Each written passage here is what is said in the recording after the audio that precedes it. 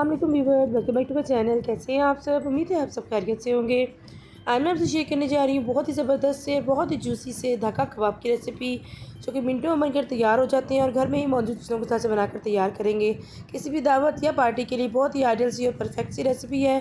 बिल्कुल restaurant style बनाकर तैयार करेंगे। आइए मज़ेदार सी रेसिपी को बनाना स्टार्ट करते हैं। इसके लिए हमें चाहिए 1 चाय का चम्मच ज़ीरा, 1 चाय का चम्मच साबुत खुश्क धनिया, 4 से 5 अदद लौंग, 4 अदद सब्ज़ इलायची, आधा टुकड़ा जायफल का, 2 अदद बड़ी इलायची, 1 टुकड़ा दालचीनी का और आधा फूल जावित्री का, 1 कप पुदीने के पत्ते, 3 से 4 अदद हरी मिर्चें, भुना हुआ बेसन है हमारे पास 3 खाने का चम्मच और 1 कप चाहिए ब्राउन किए प्याज, 1 चाय का चम्मच पपीता पाउडर, 1 चाय का चम्मच गरम मसाला पाउडर, 1 चाय का चम्मच काली मिर्चों का पाउडर, 1 चाय का चम्मच चाट मसाला, 1 चाय का चम्मच लाल मिर्चों का पाउडर, 1 चाय का चम्मच नमक और 3 खाने का चम्मच इसके लिए हमें चाहिए खसखस।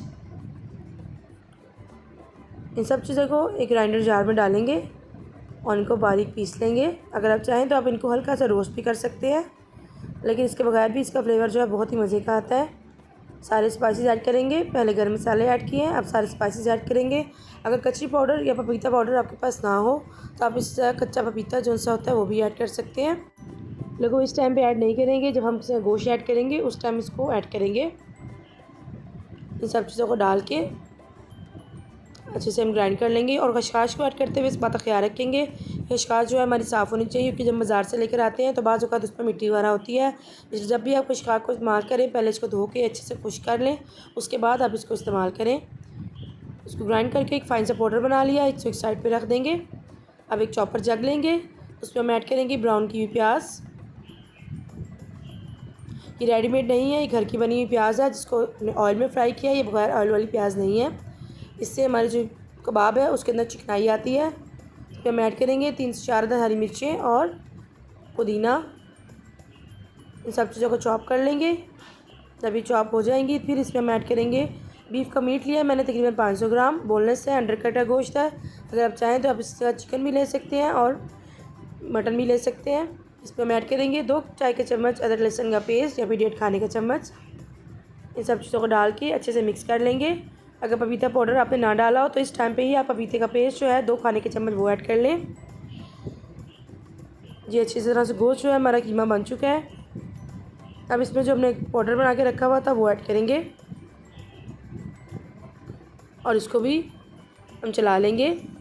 अगर आप बाज़ार की रेडीमेड प्याज यूज़ कर रहे हो तो इस टाइम पे 1 खाने का चम्मच ऑयल जो है इसके अंदर ऐड कर लें। ये देखिए ज़बरदस्त मसाला हमारा फ़ाइन सा पेस्ट तैयार हो चुका है। अब इसको एक बाउल में ट्रांसफ़र करेंगे और फिर इसको कवर करके हम रख देंगे तकरीबन 1 घंटे के लिए। अगर टाइम कम हो तकरीबन आधे घंटे के लिए, ताकि पपीता पाउडर जो हमने इसके अंदर ऐड किया है उससे हमारे कबाब जो है बहुत ही अच्छे से सॉफ्ट हो जाएँ। ये देखिए बहुत ज़बरदस्त मसाला हमारा रेडी हो चुका है। इसको अब कवर करके 1 घंटे के लिए मैं इसको रख रही हूँ, रेस्ट दे रही हूँ। 6 घंटा हो चुका है, हमारा मटेरियल जो अभी ज़बरदस्त हो चुका है। इसके लिए हमें चाहिए स्टिक्स और हमें चाहिए थ्रेड।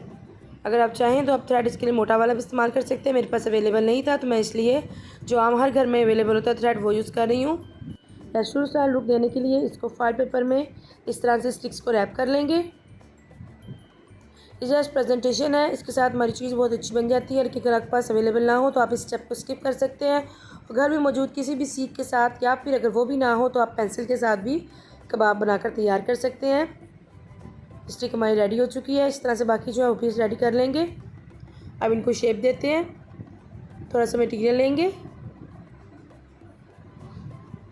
इसको पहले हाथों में इस तरह से शेप दे लेंगे ताकि इसके अंदर किसी भी किस्म का कोई क्रैक ना रहे। हमारे कबाब जो है क्रैक फ्री बन के तैयार हो। अब इसके अंदर सेंटर में स्टिक रखेंगे और इस तरह से प्रेस करते हुए इनको हल्की सी शेप दे लेंगे।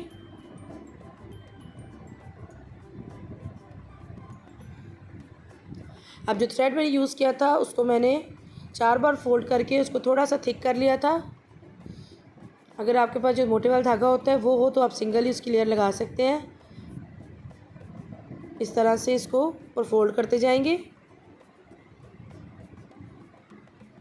और इसकी शेप आ जाएगी। देखिए धागा कबाब की शेप ज़बरदस्त सी आ चुकी है। इस तरह से बाकी जो है हम वो भी तैयार कर लेंगे।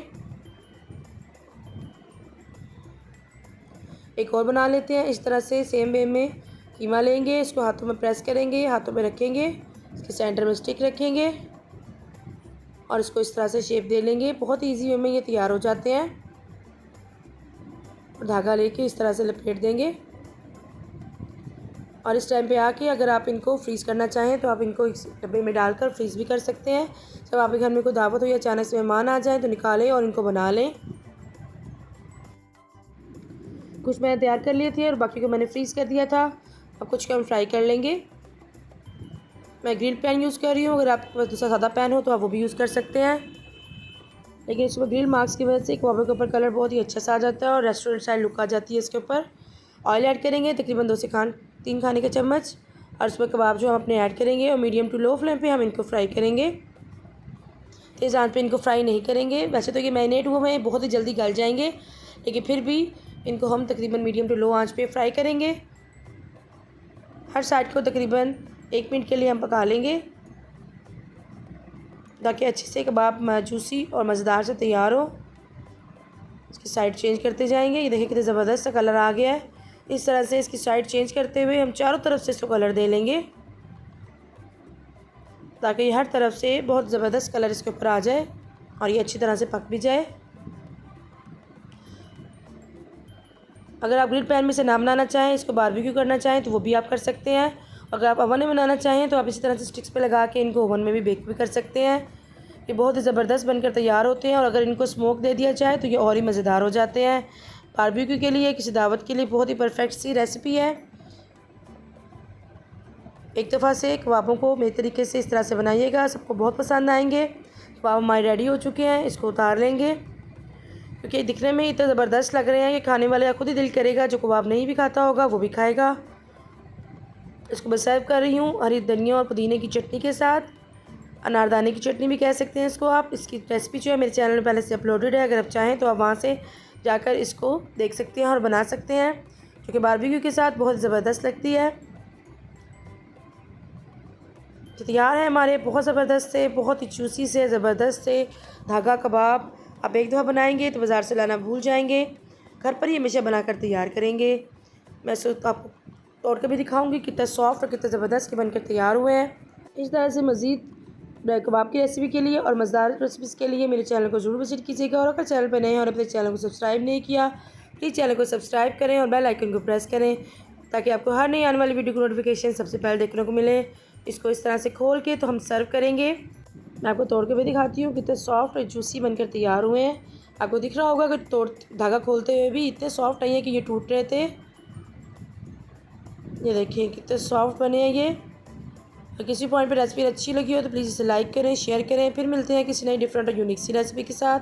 Thank you for watching. अल्लाह हाफिज़।